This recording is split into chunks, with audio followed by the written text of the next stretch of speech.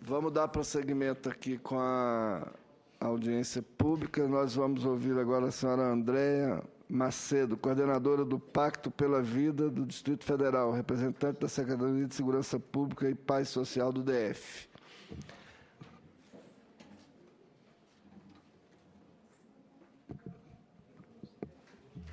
Precisamos do microfone ali.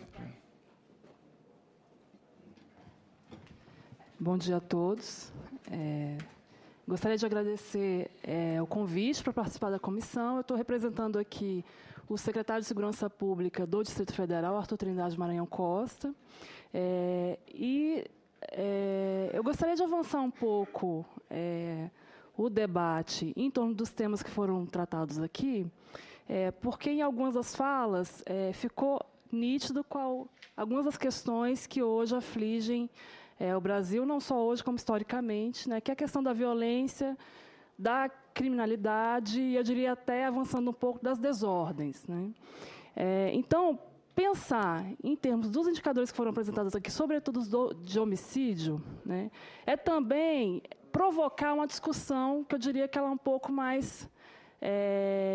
ela precisa avançar um pouco mais, que é em torno do problema que temos hoje, diagnosticado, com indicadores, como é que a gente, em termos de política pública, pode avançar esse debate, né?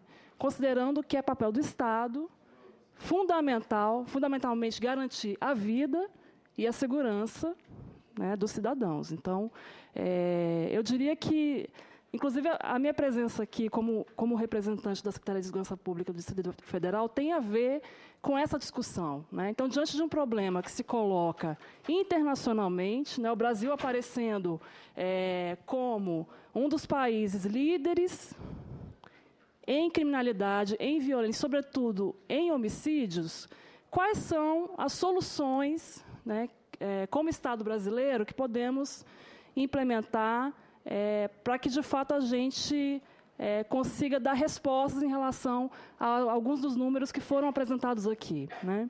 Então, hoje no DF, estamos desenvolvendo um trabalho que é o de focalização de políticas públicas em torno da questão, duas questões principais aqui, questão dos crimes violentos letais intencionais, que o sistema de saúde chama de mortes violentas, que alguns chamam de homicídio, que o próprio sistema de justiça criminal chama de homicídio, e a questão da sensação de segurança, né? Então, não basta só falar da questão numérica, quantitativa, em relação aos crimes que ocorrem, mas também com relação a como a população brasileira se sente em relação à situação toda que já foi colocada aqui em termos numéricos. Eu não vou reproduzir aqui o que já foi dito, mas uma coisa que deve ser pensada é a seguinte. Nós temos hoje no Brasil, e os dados mostraram isso, na maior parte das unidades da federação, um aumento exponencial das taxas de homicídio nos últimos 15, 10 anos, né? Para algumas unidades da federação, isso não é uma realidade. Algumas unidades da federação conseguiram, nos últimos 15 anos, reduções significativas das suas taxas de homicídio. E é uma questão fundamental que a gente se pergunte como? Como é que isso foi possível? Se a maioria dos estados brasileiros hoje tem incremento nas suas taxas de homicídio, por que alguns estados têm conseguido reduções significativas, representativas nessas taxas, né? Eu diria que um fator fundamental, importantíssimo, são as políticas públicas que circulam em torno desse tema, né? E existe hoje no Brasil, primeiro, uma visibilização sobre essa questão, né? Isso tem muito a ver, inclusive, com o que é discutido aqui nessa comissão, com a pauta que hoje é cada vez, e ainda bem que é, relevante, fundamental, que a gente comece, de fato, a implementar soluções para esse problema que é visibilizado internacionalmente. Então, eu diria que existem hoje, no Brasil, a gente já conseguiu construir, em termos de política de segurança pública e política articulada em torno dessa questão, algumas experiências, né? Então, a ideia é que, diante de experiências exitosas que temos hoje para relatar no Brasil, que, de fato, haja uma sensibilização em torno dos governos municipais, estaduais e o próprio governo federal, né, para focalização de soluções para esse problema. Então, quando a gente fala de política de segurança pública, na verdade, a gente está falando disso. Né? Como é que as políticas, como é que o Estado brasileiro vai conseguir dar resposta a esses indicadores que já foram apresentados aqui? Essa é a questão. Né? E eu diria que a gente tem essas experiências exitosas e que a gente pode, a partir dessas experiências, pensar, de fato, em soluções que sejam mais generalizadas. Né? Que a gente consiga, de fato, daqui a um tempo, pensar que, bom, somos um país que está conseguindo lidar com essa questão. Não me parece que, em termos nacionais, é hoje essa realidade, né? Diante dos próprios indicadores que foram aqui apresentados. Então, para pensar as soluções, é importante que a gente olhe para aquelas unidades da federação e para as experiências do próprio governo federal que tem tentado lidar com essa questão. Né? A gente tem aí, nos últimos 15 anos, uma série de experiências que foram desenvolvidas. Minas Gerais foi uma unidade da federação que implementou uma política de segurança pública que é referência nacional hoje. O estado de Pernambuco também implementou uma política de segurança pública que também é referência nacional. O governo federal implementou o Brasil Mais Seguro, que também mobilizou recursos em torno dessa questão. O próprio Juventude Viva, né, com um mecanismo de articulação intersetorial, envolvendo vários mecanismos, também tem buscado focalizar esse problema. Então, a ideia de tornar visível esse problema e pensar políticas públicas, né, que foquem essa questão, me parece que já é um movimento que está bastante presente no Brasil. E existe um fator fundamental que é a questão da liderança. E aí eu estou falando de liderança política. Né? É fundamental que os governos se sintam responsáveis por essa busca de solução. Isso é fundamental. A questão da liderança e da priorização política é fundamental para que a gente consiga construir essas soluções. Né? Eu estou aqui muito também em torno desse movimento. Né? O Distrito Federal, a partir desse governo atual, considerou que a questão dos homicídios no DF e a questão da sensação de segurança no DF é fundamental e que é papel do Estado lidar com isso. Né? Então, o Pacto pela Vida do Distrito Federal tem a ver com primeiro, esse reconhecimento e essa priorização. Né? E é interessante colocar que o Distrito Federal, se a gente olha em termos dos indicadores, né, comparativamente a outras unidades da federação, o Distrito Federal apresenta hoje uma média que é a mesma média nacional. Né? A gente está em torno de 22, 25 homicídios por 100 mil habitantes.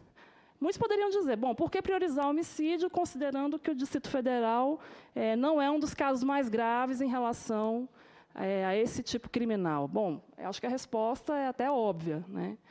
Qualquer política de segurança pública, no Brasil, não pode prescindir de ter que lidar com os homicídios.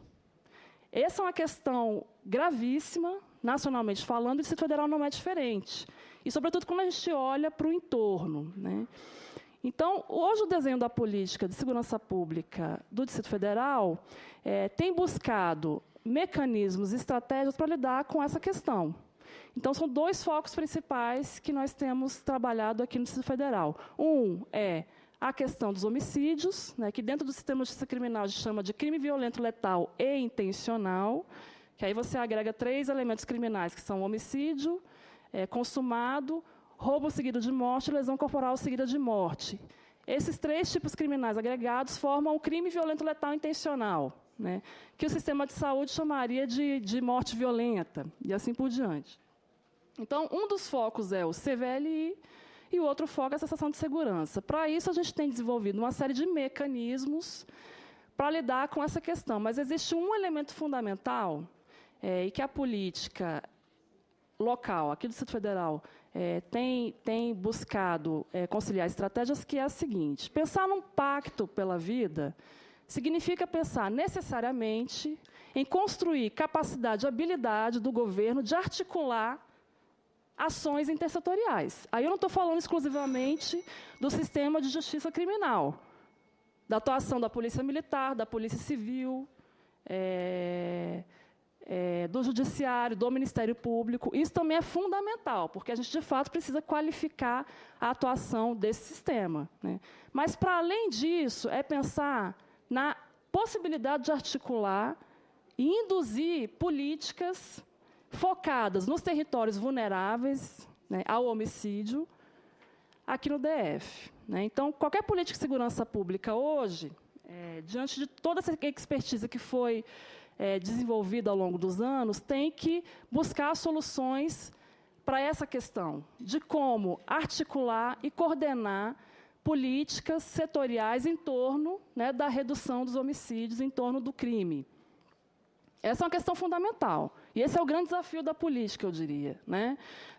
Porque existe um discurso que a mídia reproduz, né, e que a gente escuta na voz de atores importantes, né, de representações importantes, que é vincular, isso é uma coisa importante para o sistema de justiça criminal, vincular o homicídio à questão das drogas, né? Quantas vezes a gente já ouviu esse argumento de que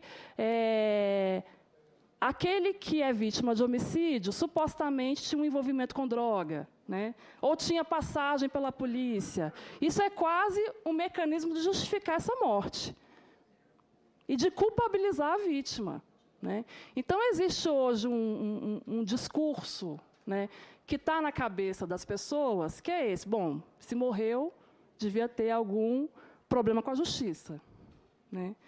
Isso é perverso em pelo menos dois aspectos, em pelo menos dois, né? Um deles é esse que eu já citei, que é o de culpabilizar a vítima, né, e não olhar, né, para essa rede que envolve esse homicídio. A gente está falando, né, de pessoas que perderam um ente querido, né? A gente está falando dessa rede que envolve também o agressor. A gente não olha para essa perspectiva, né? A gente olha para uma perspectiva de culpabilização, né, de encarceramento. E uma outra perversidade dessa lógica é de a gente dizer que, bom, já que havia um envolvimento com o crime, né, já que havia uma passagem pela polícia, isso continua sendo um problema de polícia. Então, se cria uma lógica em torno desse argumento, que é, de fato, a gente reproduzir as soluções para esse tipo de problema, para o problema dos homicídios, como um problema de segurança pública, e aí entender a segurança pública como uma questão policial, né, policialesca, que o sistema de justiça criminal deveria dar conta. Bom, primeira coisa é que falar em crime, violência e falar em homicídio, está falando de uma questão multicausal, né? A gente está falando de um aspecto que envolve a busca de diferentes modalidades de solução. E a gente está falando de problemas localizados territorialmente, né, com foco específico, como foi mostrado aqui. Então, fundamentalmente, pensar em políticas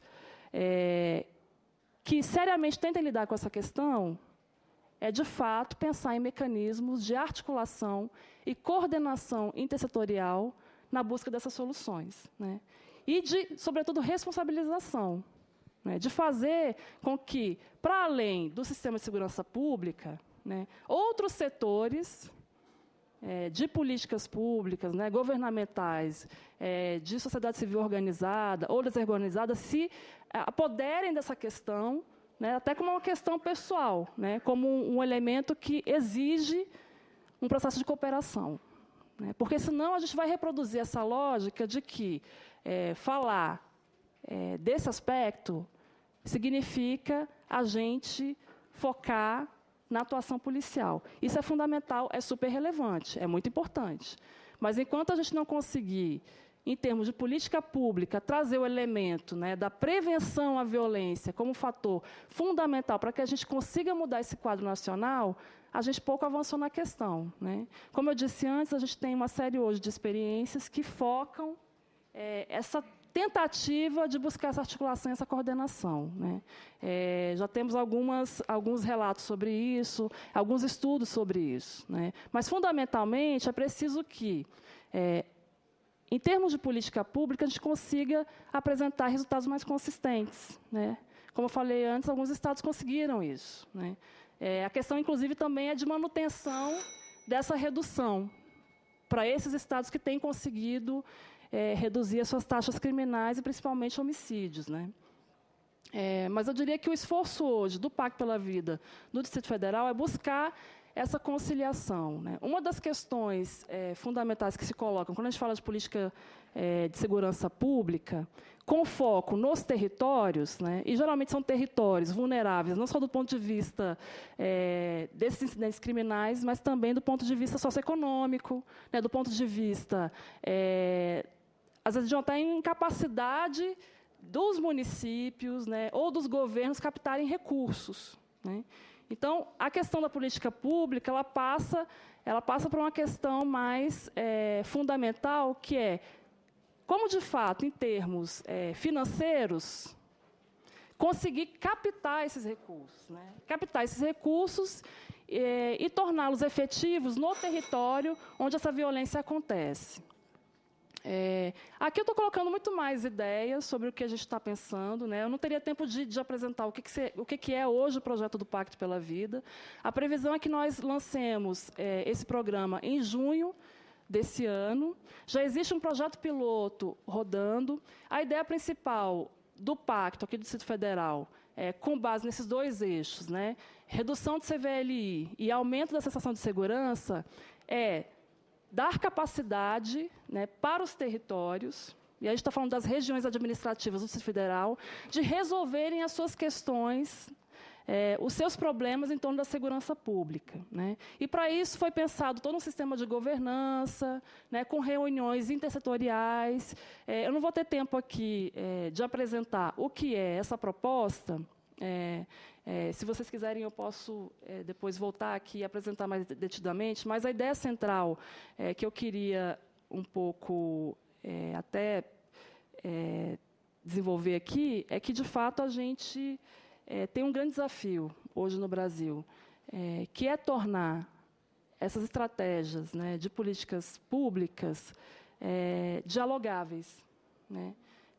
Que diferentes setores que têm mobilizado esforços para focar com relação a esses problemas, seja da violência contra a mulher, né, a violência contra a juventude, a violência contra o público LGBT e assim por diante, a gente consiga, de fato, tornar isso um pacto, né, um pacto onde essas ações se articulem, se coordenem, para que, de fato, a gente consiga, de fato, olhar para o Brasil, né, daqui a 10 anos e perceber, bom, vencemos pelo menos uma etapa dessa questão, né? E aí, fundamentalmente, a gente tem que olhar para aquilo que tem sido desenvolvido, e há muitos esforços hoje, né? Isso diz sobre a priorização da questão, mas que, de fato, a gente consiga ter uma visão de que isso foi um tema que foi apropriado nacionalmente, que a gente conseguiu dar soluções. Então, eu gostaria de agradecer aqui. Eu só quis muito mais lançar alguns elementos para discussão, e estou disponível para o debate, e sempre que me for possível e vocês me convidarem, eu estarei aqui presente. Muito obrigada. Obrigada, Andréa. Antes de passar para a última oradora, a gente aprovou o requerimento, mas não aprovou a nota que veio anexa ao requerimento, como nota que eu li, da comissão em relação aos acontecimentos do Paraná. Então, como ela foi lida, é uma moção de repúdio, então, que vai sair em nome da comissão, foi enviada pelo senador Paim, que a senadora Gleisi fez menção. Então, colocar em discussão a nota. Não havendo quem queira discutir, em votação, aprovada a nota, que será encaminhada, devidamente encaminhada. A próxima oradora, Maria Esté de Albuquerque Vilela, Coordenadora Geral de Saúde da Mulher do Ministério da Saúde. Bom dia a todos, quase boa tarde, né? Eu cumprimento a senadora Regina Souza, aos participantes da mesa. Muita coisa que já foi falada, inclusive pela Esther, pela Rurani, vou tentar ser bem breve. Eu tenho uma apresentação. favor. Eu fiquei, antes de colocar a apresentação, vendo o que tem a ver os jovens negros mortos e as mulheres por questão do aborto. E essas realidades se aproximam muito por uma questão, que é a violação de direitos, né? A violação de direitos à vida e à saúde. Então, em relação às mulheres, né, eu vou colocar aqui, somos signatários de convenções internacionais, compromissos com a saúde e a vida das mulheres. Já foram faladas algumas, né, a Rurani já falou, mas só para lembrar que todas elas ratificam os direitos sexuais e os direitos reprodutivos das mulheres. Nós temos aqui, por exemplo, no Cairo, na implementação do Cairo, a questão da interrupção da gravidez nos casos previstos em lei, a garantia ao planejamento reprodutivo e a atenção à violência, principalmente a violência sexual. Nós temos marcos nacionais também, nossa própria Constituição Federal, a Lei do SUS, né, a Lei Maria da Penha, as conferências de políticas para as mulheres, tudo que já foi falado. Recentemente, a Lei 12.845 e o Decreto 7958, que falam do atendimento à violência sexual. A obrigatoriedade de que toda mulher seja atendida nos hospitais quando em decorrência de uma violência sexual. Nós temos uma política, né, a PNAINSM, uma Política Nacional de Atenção Integral à Saúde da Mulher, com 6 eixos, dentre eles o eixo da atenção obstétrica. E a atenção obstétrica não é só assistência ao parto, é assistência também às mulheres em situação de abortamento, a questão da atenção às mulheres em situação de violência, e também a saúde sexual e saúde reprodutiva, incluindo o planejamento reprodutivo, que são temas que são diretamente relacionados aqui à nossa audiência pública. Aqui era o gráfico de... Ele sumiu, mas a Rurani já falou que é o gráfico da redução da mortalidade materna. Nós temos reduzido a mortalidade materna, não no grau que gostaríamos e que seria necessário para que pudéssemos acelerar aí as mortes maternas. A dramaticidade da morte materna é pelo grau de evitabilidade que ela tem, ou seja, 92% em média dessas mulheres que morrem, elas poderiam não ter morrido, e grande parte dela não ter morrido por ações do serviço de saúde. Ali são as principais causas. O aborto é a quarta causa. Em 2012, passa para a quinta causa, sendo superado pelas doenças cardiovasculares que complicam com a gravidez, parto, puerpério, porém, não deixa de ser uma causa importante e fundamental. É uma das 5 causas principais que levam as mulheres a morrer por razão de estarem grávidas ou no puerpério. Né? Nós temos uma redução mais significativa das mortes maternas em relação às mulheres brancas do que às mulheres negras. Isso é uma causa também importante. Reduzimos de forma mais acelerada mortes de mulheres brancas. Né? Então, as mulheres negras ainda se mantêm um patamar de morte materna com uma resistência na queda. Né? A atenção ao parto e abortamento no Brasil, eu quis trazer esse dado para dizer o seguinte: ali em cima no gráfico são os procedimentos de parto. Como o Rurani disse, é o procedimento maior de internação no SUS, né, de mulheres de parto. E embaixo o procedimento de curetagens, que é parte dos abortos. Né? Muitas vezes um abortamento pode acontecer em casa e a mulher não ter que ir para o hospital. Mas quando ela procura um hospital, né, nós temos em 2014 176 mil casos de curetagens, de mulheres que chegam em situação de abortamento. Um aborto retido, um aborto em curso, restos ovulares, né, hemorragia pós-aborto, infecção, né, várias causas decorrentes de uma perda fetal, né, de um abortamento. Não se fala aí se foi um abortamento espontâneo, se foi um abortamento realizado em condições inseguras, né, isso não é um dado que a saúde produz. Né? a saúde dentro do SUS, temos lá o diagnóstico de situação de abortamento pelas diversas causas, ou talvez, inclusive, sem saber a causa da mulher estar nessa situação. A nossa política restritiva, a nossa legislação restritiva em relação ao aborto tem sido um fator que agrava a situação das mulheres chegarem ao hospital. Porque muitas mulheres, por terem induzido um abortamento, elas temem de chegar nos hospitais.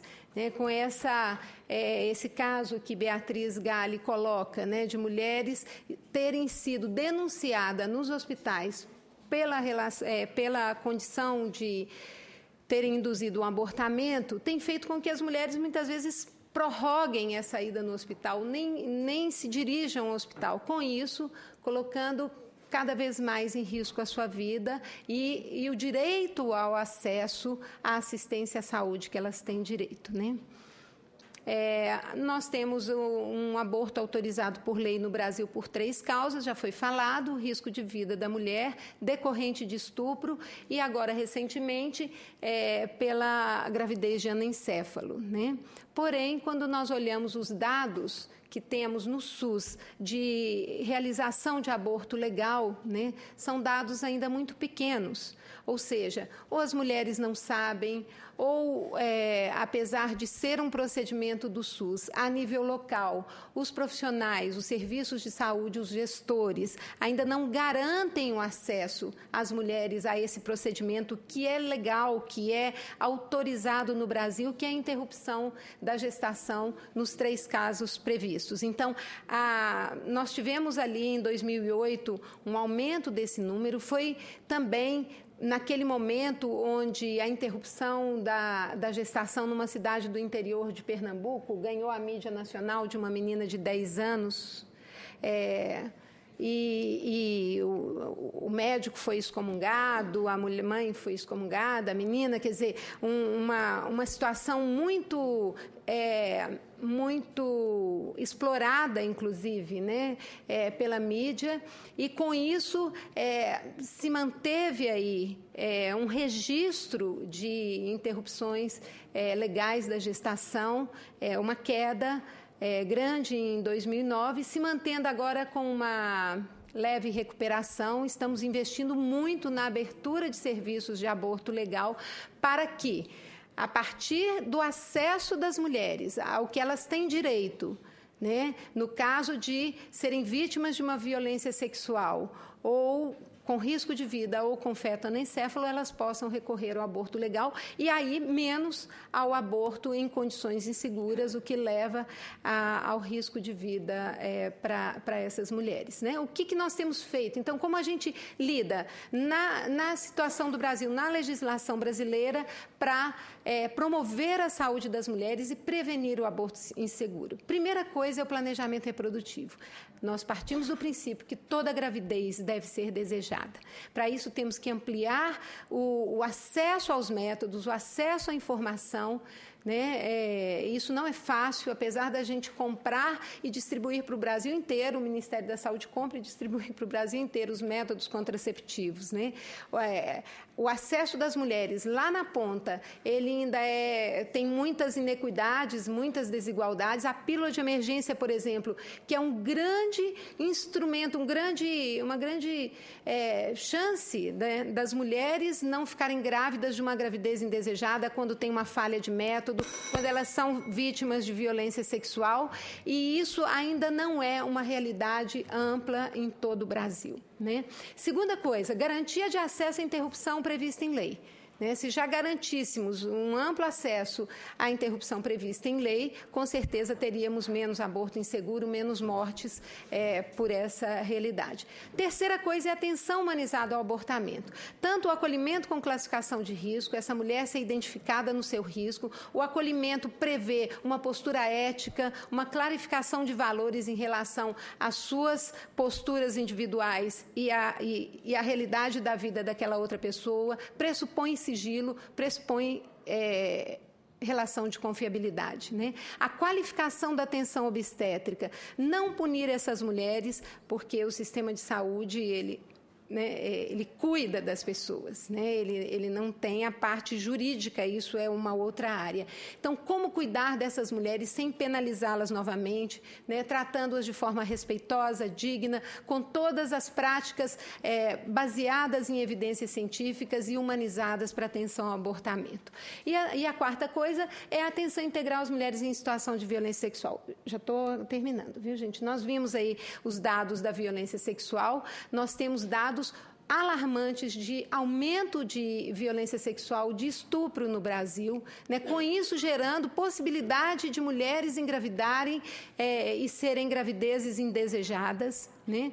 E com isso nós temos que atender essas mulheres precocemente, bem perto de fácil acesso e ofertar a elas toda a nossa norma técnica que inclui prioritariamente a pílula de emergência, caso ela deseje, para que esse estupro não resulte em uma gravidez indesejada. Tá certo? Aqui são os métodos, eu estou chamando a atenção ali para a pílula de emergência. Nós aumentamos muito a compra do levonorgestrel, que é a pílula de emergência, né? Os métodos definitivos e todos os que o Brasil, que o Ministério da Saúde compra e distribui. Nós temos também no programa de farmácia popular, ali a preços subsidiados, irrisórios, a compra dos contraceptivos e também no projeto de parceria com a que tem farmácia popular, também com preços acessíveis para a população. Nós aumentamos em 100% a compra da pílula de emergência, injetáveis e DIU, né? E criamos agora como uma nova tecnologia de cuidado o teste rápido de gravidez. Quando uma unidade básica de saúde ela distribui o teste rápido de gravidez, é uma boa estratégia para que ela possa chamar para conversa mulheres que estão com suspeita de gravidez e que muitas vezes não é uma gravidez desejada. Então, ela está com uma suspeita de gravidez, ela sabe que na UBS tem um teste rápido de gravidez. Ela vai lá, eu quero um teste rápido de gravidez para fazer. Nesse momento, a nossa ação não é só entregar o teste rápido, mas abordá-la, ofertar um aconselhamento, uma conversa para dizer, olha, o que aconteceu com você? Foi uma violência sexual? Você teve uma relação desprotegida e você tem medo de estar grávida, né? E com isso, ela pode ofertar, dentro dos princípios do sigilo e da confidencialidade, um espaço para diálogo com essa mulher, né? Muitas mulheres se apavoram e põem em risco sua vida sem necessidade. Uma mulher que faz um teste rápido de gravidez, que não está grávida, mas que não tem um método, né? Que ela justamente se viu nessa situação porque ela não conseguiu aderir a nenhum método, que ela possa, naquele momento, sair já com o método, para que ela não volte ali no mês seguinte grávida de uma gravidez indesejada. Essa é a maior prevenção que podemos ter para a vida das mulheres. Então, a gente repassa recurso para os municípios para o teste rápido de gravidez e elaboramos um manual, distribuímos para todo o Brasil esse manual do teste rápido de gravidez. Isso aqui é só para dizer, né, isso é a pesquisa comparando 96 em 2006, a PNDES, que diz que o comportamento sexual, né, tem aumentado o uso dos métodos, né, a proporção de mulheres com uso de métodos, nós diminuímos a prevalência de métodos, ele aumentou, né? Nós temos mais métodos, quando em 96 só tinha 2 métodos, que era laqueadura e pílula, né? Nós temos um pequeno aumento do DIU, é um desafio aumentar o uso do DIU, e um declínio da esterilização feminina para métodos reversíveis. Para o aborto legal, nós temos feito normas técnicas, elaboramos esse manual, já acabei, e estamos distribuindo misoprostol e amil para que todo o Brasil tenha acesso a essas práticas seguras e humanizadas de atenção ao abortamento. Aqui são nossas publicações. Para a violência sexual avançamos muito. Hoje nós temos normativas que tem no CINES, isso é público para todo usuário. Você pode saber quais são os serviços de referência para atenção e interrupção da gravidez nos casos previstos em lei e para a violência sexual. Ok? E temos projetos para ampliar os hospitais de ensino na violência sexual e também em situações de cidades da cidadania, né, do território da cidadania, que tem maiores índices de violência no campo e na floresta. A gente está atuando ali para que essas mulheres tenham acesso aí à atenção integral, humanizada, à violência sexual, né, e prevenção aí da gravidez indesejada e do aborto inseguro. É isso, gente. Obrigada.